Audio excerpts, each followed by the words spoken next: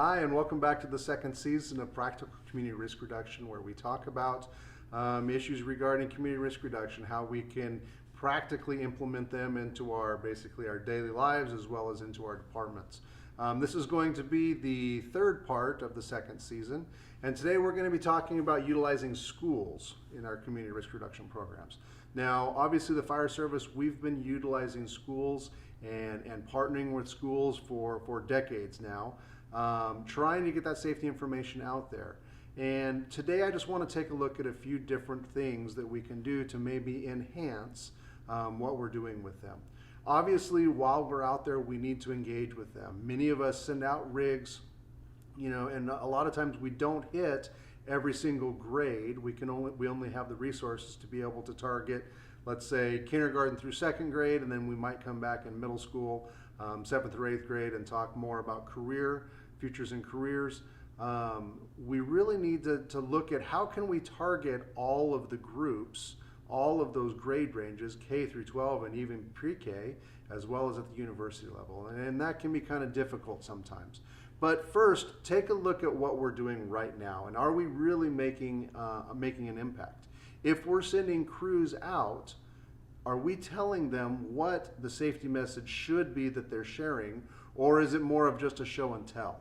And I challenge you, if it's more of a show and tell, we really need to revamp what we're doing, because these children are like sponges, and whatever we tell them gets ingrained in them very early on, and they can take that message home, and they can also, as they grow up, they'll be able to incorporate these messages into their lives. Now, it needs to be age appropriate. There's lots of resources out there. Obviously, NFPA is one of the biggest that can give us some really good age appropriate materials that we should be sharing with them. We need to be careful that we're sharing the age appropriate. As an example, a lot of times we talk about smoke alarms and we talk about testing of smoke alarms.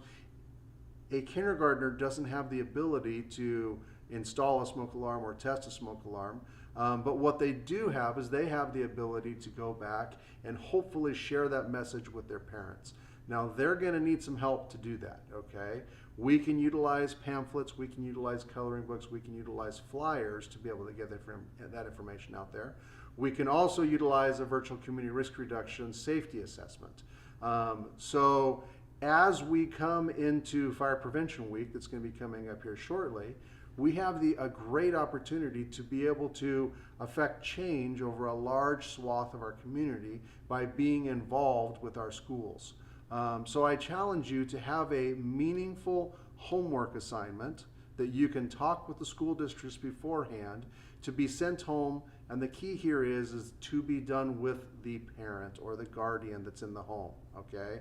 And this needs to be for all ages, so K through 12, they should go home. You can send home basically a home safety checklist that they need to do, and this can be as extra credit or homework. And when they get it done, obviously they bring it back to school, or they have a parent sign off that it was done, that it was reviewed with the parent, and that they did it together. They would get the points. This is also where that home safety assessment from virtual CRR comes in, because that's what that is. You provide a link to your department's personalized home safety assessment, and now you're getting into the home, you're collecting the information regarding your community, as well as sharing the important safety information that you have specifically for your department. This is an excellent way to get in there. Now, it takes a little bit of planning to be able to send a homework assignment like this home. We need to make sure that, obviously the school districts are on board, the teachers are on board, and they understand.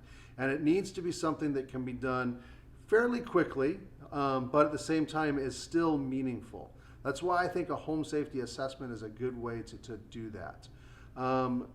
If we don't have these structured things, the crews will do their absolute best while they're out there doing a presentation, but we need to make sure that we're providing them the materials that they need.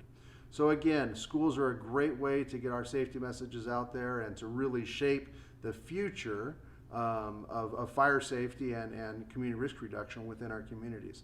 So please partner up with those schools, make sure that we're really making a lasting difference in these lives, and we can go from there. So thank you, Virtual Community Risk Reduction, Brent Faulkner. We're here to help you out with your community risk reduction needs. Thanks.